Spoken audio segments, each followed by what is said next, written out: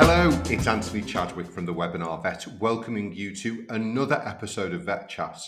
We're going a bit radical today because we're going to have somebody in who is not even in the veterinary profession, he's in the dental profession, but I'm a great believer that we can learn across disciplines and across professions. And actually I was introduced to Mark by Emma Barnes, who used to work for Linnaeus, but also did a lot of time working in dental businesses as well. And Emma said to me, you need to talk to Mark. He's also interested. He's another one of these eco warriors. You'll have a lot in common. So it's great to have you on, Mark. I'm going to let you sort of explain a bit about your background and history so that people get where you're coming from and what your particular passions are. But I'm super excited to have you on. I think there's going to be a lot of common ground we can share. I'm particularly talking about that whole idea of purpose-driven or purpose-centered businesses, which I think are the way that we should be doing business. Yeah. Well, thanks very much for having me. Great to be here. So where do you start with these sorts of things? I always find it hard because, well, back in the beginning, I would say, so some people would say I've had a checkered career. I prefer varied. I started out life as a teacher. So, well, not life, but working life as a teacher. So I did 4 years as a primary school teacher, which was great fun. But I got itchy feet and wanted to travel and loved organising things, project management. So I ended up doing community projects in the UK as well as things in North Africa, East Africa. And I was very fortunate in that my wife is she trained as a nurse and she was one of the first modern matrons in the NHS down on the south coast. So she was earning very, very well. We didn't have any children at the time, so I got to play doing different careers and different things that were great fun. So I worked in the music industry for a number of years. I got into charity startups, and then I have a friend who is a dentist, was a dentist as well, and he had just started this little fledgling charity called Bridge to Aid, which was operating in East Africa. And he was back on leave and persuaded me to drive him to a presentation that he was doing about the work of the charity and what they were up to and what they were trying to achieve. And I did it in return for a curry, thinking, well, this is a good deal. I get and sit and listen to him for half an hour and then, get a curry out off the back of it. But what he talked about in that time, it kind of just captured my attention. I didn't have a dental background at all, apart from going to the dentist. I didn't know anything about dentistry. But when he talked about the need for emergency dentistry, so just simply taking teeth out so that people don't die of sepsis in developing countries, it really kind of captured my attention. And because I was a kind of like fix it kind of guy, I said, oh, this sounds really interesting. We need to do something together. Long story short, my wife and I went out, spent a month with them in Tanzania, the beginning of 2003, and really loved it. Saw what they were trying to do. And eventually we moved a couple of years later to Tanzania, lived on the ground there for 10 years. I became chief executive of the charity 2010 through to 2017. And what we developed in that time was a training program in emergency dentistry for rural healthcare workers so that we had a sustainable solution for pain relief and preventing people from dying from the complications of tooth decay. And we ran that as an ongoing program. Lots of volunteers from the UK. So we were mobilizing dental teams as trainers, essentially. And the reason I go into that is because those community projects that we ran were run in partnership with a lot of large multinationals. So anything from GSK through to your local dental practice were sponsors of what we did. And we had a lot of in-country partners who had a responsibility to build the community, so they would fund us as well. And it was through the relationship with those companies that I saw how CSR, corporate social responsibility, or corporate sustainability and responsibility, as it's become, was done really well. How it really impacted not just on the communities they were trying to serve, but also on the teams from those organisations, and then how that helped And cynically, you could say, well, they were doing it to sort of polish their PR image, but they were doing some genuinely good work in really good ways. And so when I left Bridge to Aid 2017, I wanted to bring that model into the mainstream dentistry and make it something where you could use the value of CSR to build the business, and for people to enjoy their work more. And that's what I've been doing since 2017. You could almost say that those businesses were trying to act in a net positive way. We maybe you and I could write a book about it, I think or that's already been done, or hasn't has it? it already been done? Drat. I thought I was having an original. I'm a great believer in Mark in R&D, rip off and duplicate. If something's been done in one area, if nobody knows about it, hence where I brought webinars from. I went to an internet conference 15 years ago. Why are we not doing this in the veterinary profession and brought it in? So the future is often just in other areas. We just actually need to go out and look for them, don't we, rather than necessarily try and reinvent the wheel.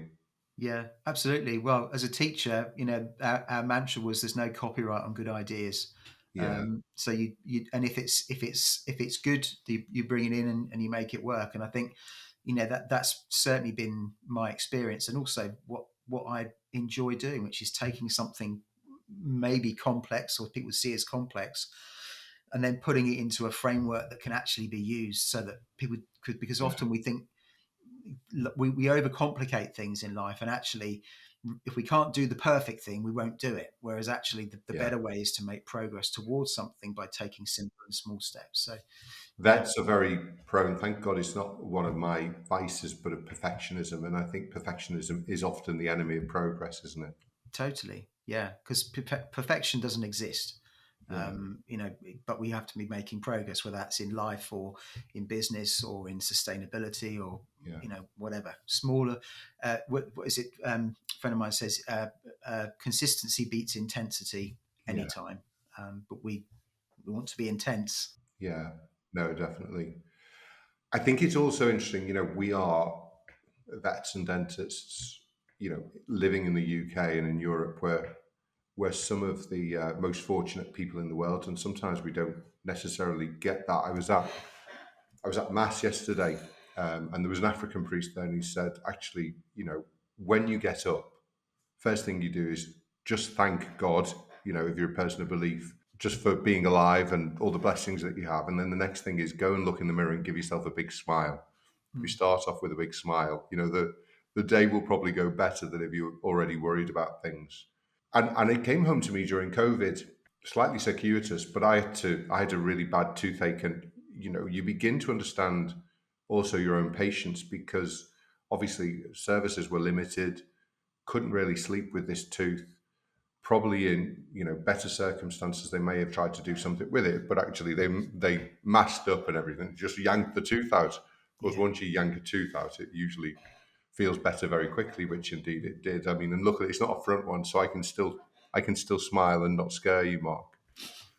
But for me, it was also about my own patients. Dentistry for me as a veterinary dentist was very satisfying, because patients would come in. Yorkshire Terrier is probably the worst for dental disease in my view, and they'd come in and you would make the diagnosis when they were still in reception, because the wave of odour hit you, and you thought, this is interesting. You lift the gum. Thankfully, most weren't snappy, so you could have a good look in the teeth. And you would go and say, well, this dog obviously needs to have an anaesthetic. We'll take a lot of teeth out. People would say, well, I've been to another vet and they've said he's too old, And my attitude was the quality of life there is Mm. poor. He's going to be feeling pain. You don't understand it until you've actually had it yourself, but I kind of got a sense that it probably was going to be painful. Mm. And then, of course, you'd take those teeth out, and a week later, the people would come back and say, what have you done to my dog? He's 5 years younger than when he came last week, because, of course, the dental disease was so severe. Mm. And we can do that, obviously, for dogs and cats in the Liverpool area in the UK. And we realise how lucky we are when people in East Africa can have teeth that are not only sort of uncomfortable, but actually potentially can kill you. So Mm. thank you for the marvellous work that you did over in Tanzania, which I was lucky enough. I took a sabbatical in 2005 and travelled all over East Africa, and Tanzania is such a beautiful, verdant country, isn't it? Absolutely. Whereabouts in Tanzania were you based in Dar? No, we were in Mwanza up in the northwest on Lake Victoria, so Right. right up in the lake zone, which is very beautiful. And yeah, fond memories of our time there. Yeah, beautiful. So, really interesting story there, and obviously, it's really changed and molded you into the person that you've become. Obviously, and you talked a little bit there about the name of the business that you form now is called Purpose Driven Business, but that was very much looking at those companies that were helping you in East Africa. Yeah, cynically, you could say, well, they're doing it for PR, but actually, I think this is where businesses can be a force for good, helping in projects like this. Mhm. They don't need to do it, do they? Yeah, I mean, I think in a lot of the cases with the companies we were working with, their license to operate meant that they had to divert budget into things, um, because particularly extractive industries, Yeah. the country doesn't have the resources or the infrastructure to do it itself. It requires several $billion worth of investment to do it. But on the flip side, you have to make a contribution. So the smart ones made sure that they were doing that in a long term way, a strategic way. And I remember when one of the biggest donors we had was a company called Barrett Gold, which is a Canadian company. Um, and their African arm had just appointed a new chief executive back in about 2008, I think it was. And we met with him in West London, and he said, and this has stuck with me since then. He said, we're in these communities for 30 years. That's the life cycle of a mine. He said we have a moral and an ethical obligation to leave them in a better condition than when we first arrived. So a lot of their work is about sustainable things, so building businesses, building infrastructure, and not just throwing up a school and then expecting it to suddenly magic up teachers, but to work in partnership with NGOs like ourselves and the government to make sure that they were building over the long term. So yes, they had a responsibility, but it's the smarter way to do it, And I think one of the interesting things is there's more and more data about the fact that the most successful businesses in the long run are the ones that act responsibly, care about their people, care about the environment, and care about their communities.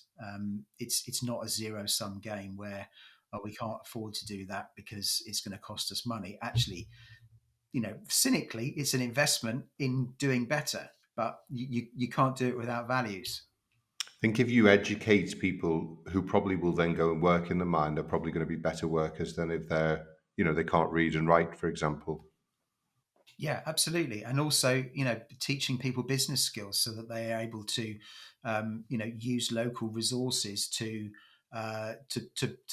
build a living, so that when the mine finishes, it's not left as a ghost town, but actually there's an economy that's been Yeah. built up that's not dependent on the mine. Yeah, and as you say, 30 years is a long time. That whole definition by the UN of sustainability, which is obviously much more than just one generation, but it's several generations, is how do we make sure that we have enough for this generation without making it really difficult for the next generation to have the same sort of quality of life? And I think that's the worry, isn't it? That my concern, and I am a person of hope, but we are leaving it quite late before we're really taking this seriously, aren't we? Obviously, disasters, climate related disasters, up 83% over the last 20 years, but a lot of them have happened in the south.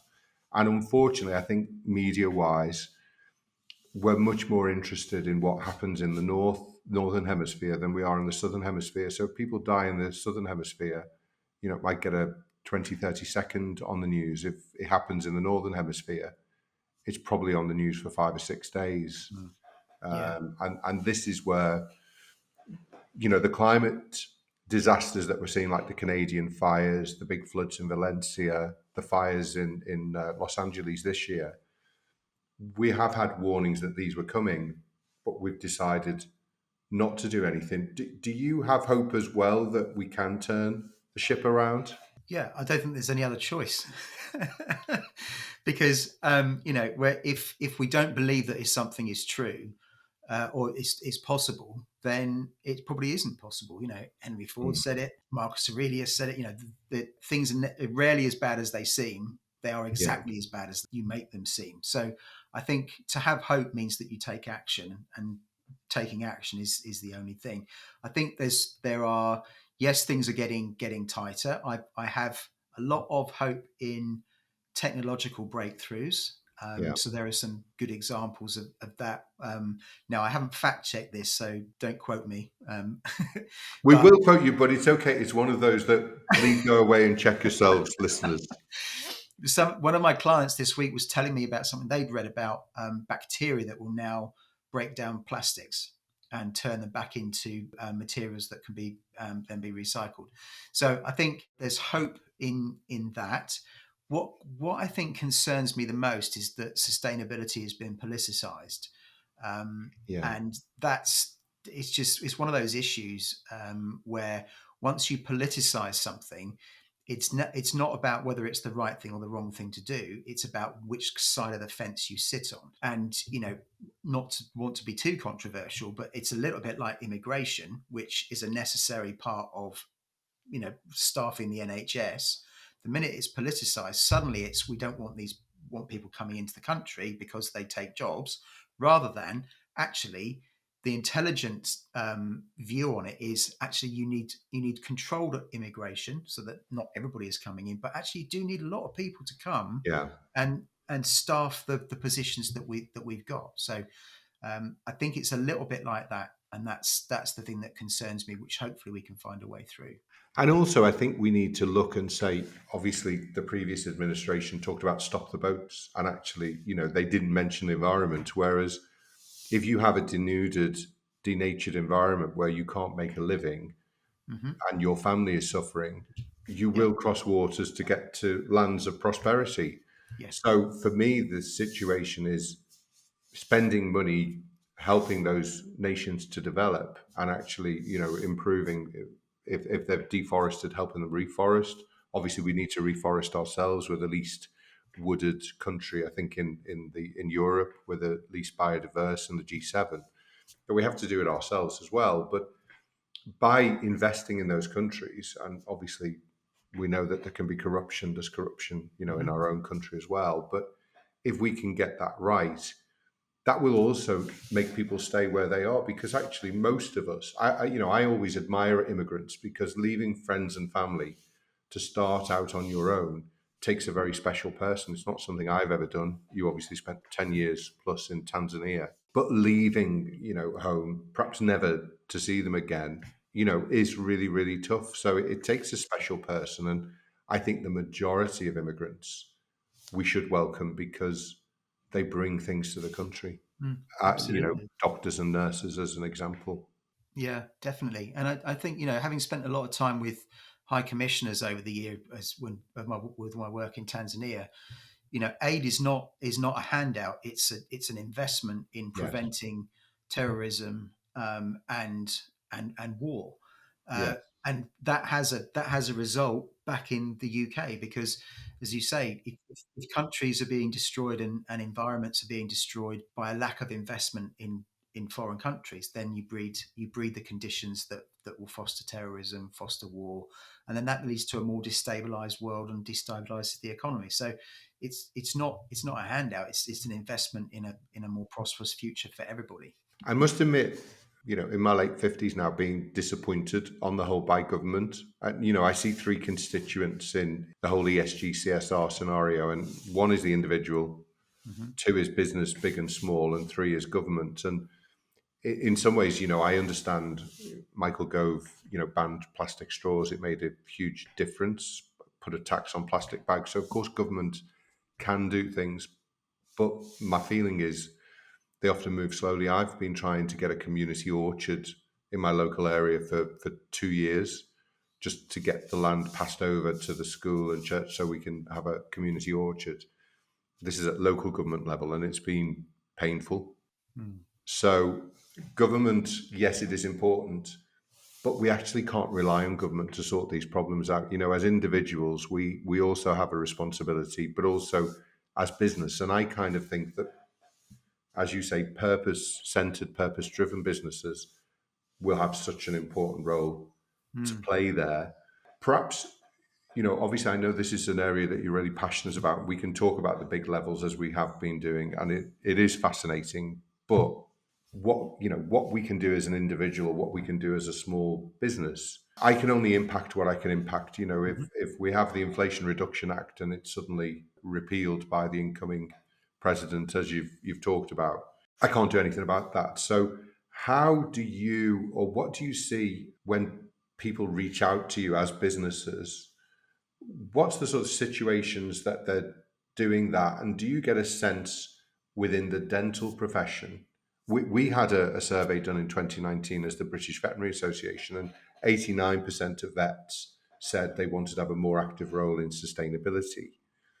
And yet, I would say that the profession, might talk about it a lot, but we're still very early in actually taking really positive action, both at an individual practice level, association level, and then, as bigger businesses.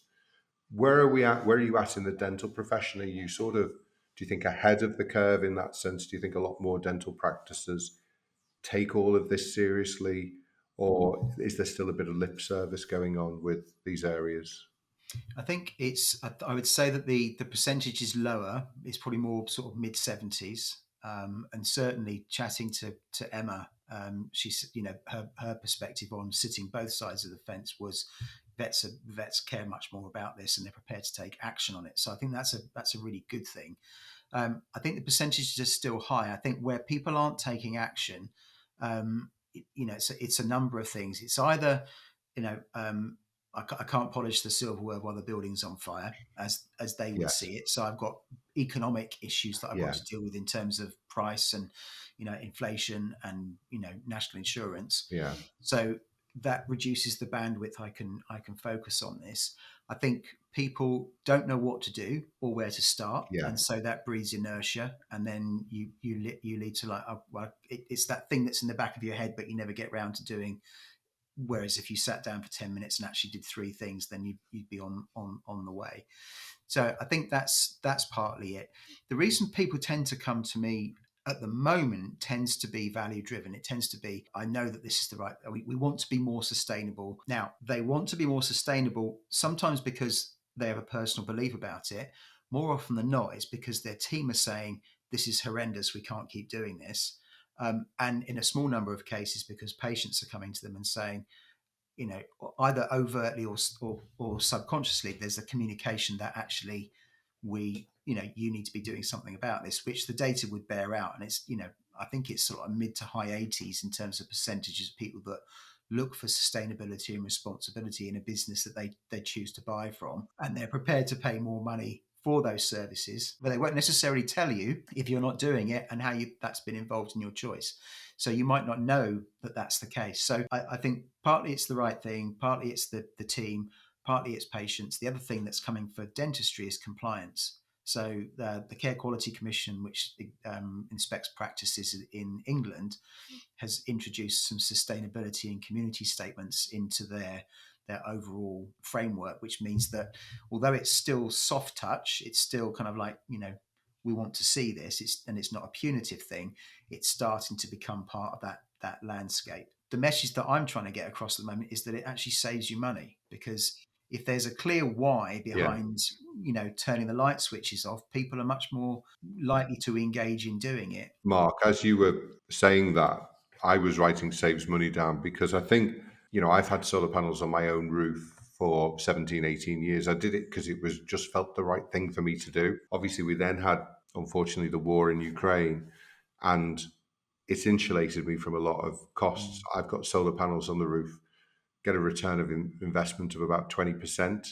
So actually, when you look at that from a money perspective, I can't get that in the banks, no. and it's a really ethical way. I think there was a German system between the two world wars called demurrage, and they said if you aren't doing something good with the money you've got stashed away for a rainy day, then we'll actually tax it and we'll reduce your savings each year. So you're devaluing it, and of course with inflation now a bit more under control, but certainly when it was at 10%, having money in the bank doing nothing or getting 1 or 2% Mm, interest, it was devaluing. Whereas, you put solar panels on your roof, you plant trees, yeah. there is a value to society in the longer run Yeah. as well, isn't there?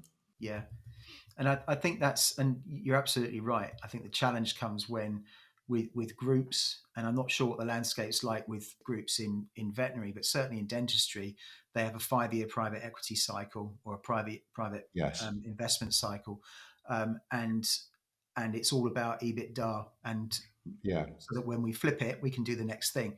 And of course, long-term infrastructure investment in those cases is a lot less attractive because of Yeah. that framework that they're operating under. Whereas if we need to decarbonize by 50%, reduce our carbon footprint by 50% by 2030 from what it was in 2015, actually sticking solar panels on the roof and putting LED lights and sensors on your lighting, Yeah. if all of the practices did that, probably the veterinary practice industry would Mm. actually hit those targets. So it's Yeah. not difficult. And over that 5-year span, you've saved, you've got your money back from the plates. And then obviously for the next 15 to 20 years, it's making solid profit for you, isn't it?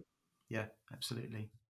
So very much value driven. Do you also get businesses that just come to you basically, we're just not making money and we're in a mess, and can you help us get out of that? And in a sense, they're less interested in the values and, if you like, the purpose centered business. But is that then an opportunity for you to put your teacher's hat on and actually educate them into the whole area that now seems to show that purpose driven businesses will in the longer run do better than just purely profit centered ones?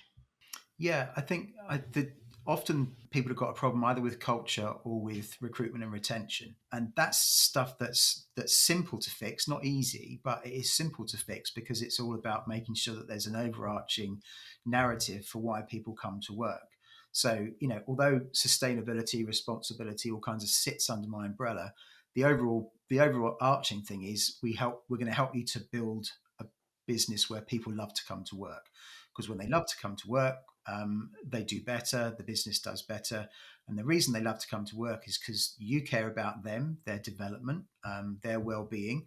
When you look at Gen Z, the top indicator at the moment of workplace satisfaction and loyalty is my employer cares about my well-being, which is a big Yes. flip since the pandemic. So it's about looking at those things and getting people to take care of the basics of having a culture and a way of operating which doesn't go straight to the numbers but thinks patients, team, and then the numbers will take care of themselves. So building that in and making sure that there's a culture framework and all that sort of stuff. And alongside that, sustainability, responsibility is part of that toolkit. So I'm seeing a lot more from people who are scratching their heads about why they can't keep people. And it's Yeah. because the majority of people that are employed now are people from millennial generation and Yeah. Generation Z, and they have different values. And Yeah. but they want to work, but we need to switch them on. We actually helped AHA, which is the American Animal Hospitals Association. Garth Jordan's the CEO, approached me on LinkedIn and he said, I've done this survey. The report coming out is called Stay Please. And a lot of it is common sense. It's things like, don't throw things at me, be nice, and sometimes literally, just be nice to me. Yeah, Occasionally thank me for good work that you've done. Don't be slagging me off all the time. A lot of it is common sense. It's just that common sense isn't as common as we think. no. But actually, it isn't, as you say, that difficult to get people to stay in business with you if you treat them in a professional and respectful way. Yeah, and you also connect with the difference that they make through the work that they do. Yeah, So whether that's with animals that you treat, and then the results for their owners and the results for yeah, the animal, and keep pointing back to that, because people don't come to work for a paycheck. They nowadays they want to know, what am I contributing to? What am I yeah. doing through the work that I'm doing? So it's our job as leaders to remind them of that on a regular basis and connect them to it. And I think it's also to bring hope, because also that younger generation now is more prone to suffering from a psychiatric condition called solastalgia, which is this: the planet is screwed. Either eat, drink, and be merry because tomorrow we die, or actually worse, let's get the duvet covers over the head Mm. and let's not come out again because actually things are hopeless. So for me, bringing hope as a sort of more senior member of the profession is so important, because I think without hope, it's very difficult to carry on and as you say, believe that we can make the changes which I think, as you do, are still possible. Definitely. Yeah, absolutely. Perhaps just to bring it to a close, because we can talk about this. I mean, and there's lots of talk on the internet about sustainability and all those things, and it's all lovely, but actually action always speaks louder than words. And we're running an event in June called the Sustainable 21st Century Sustainable Veterinary Practice. And I think probably Emma, looked in her crystal ball and saw that we're thinking in a similar way, because I know you're also developing something very much around sustainable practice for dentists. And you said something that really sort of chimed with me before. It is sometimes, that journey of 1,000 miles starts with a single step. But if you don't know what that first step is, then you never start the journey. So explain us a little bit just at the end about this tool that you're developing to help practice, to actually do something in the end, an action, something really concrete. Even if it's only a small thing, that can, if we all do a small thing together, adds up to a big thing. Yeah, absolutely. Yeah, I mean, the problem is that a lot of people want to do something, but they're not quite sure where to start, and they're a little bit worried about how much it's going to cost them, how much time it's going to take, and so in response to that, we developed a platform called Go Practice Green, and the thin end of the Go Practice Green wedge is a 2-hour exercise where you do 3 sustainability exercises. So very, very simple things that you can do in practice, and then there'll be nothing to do with clinical. They'll all be to do with the simple things that you can do. And then you also show your team a video which runs for 45 minutes, and it's a lot of fun. There's a lot of humorous Q&A and multiple choice questions on it. They work alongside with it with a Google form. So the millennials love that because they can use their phones in a meeting. And at the end of that, you get a certification. And hopefully what that does is it gives the practice an understanding, a couple of wins that they've got, and then they have a little bit of a plan about where they want to start. And then from that, they can either carry on their own and do the thing, or they can join the platform, which is a rolling monthly membership where we give you have your own journey of step-by-step incremental progress with sustainability through the bronze, the silver, and the gold level. So we start out small and then we build momentum over time, and that helps the team because they don't feel overwhelmed, but they know that they're making progress, and then we help you to showcase it to your patients and to your customers as well. So that's the platform, and we're looking at maybe that's a solution for veterinary as well. That's fantastic, Mark. Maybe once that's sort of launched, or if it's launched already, we can put the link underneath the podcast so people can go and have a look at that as well. Yeah, love to. Mark, it's been so interesting chatting to you. I think we could have probably stayed on one of these topics for at least a couple of hours. 2 old codgers talking about this sort of stuff. I think people would have fallen off their perch by then. So hopefully we've just about got it right on time-wise. I'm sorry to call you an old codger. That's okay. I'm very much where you are, so that's fine. But, thank you so much, one, for the work that you're doing, but also taking time out of your busy schedule to come and chat to me. I've really enjoyed it. Thanks for the invitation. Been great to be here. Thanks, Mark. Thanks, everyone, for listening. Hope you've enjoyed it, and hopefully see you on a podcast or a webinar very soon. Take care. Bye-bye.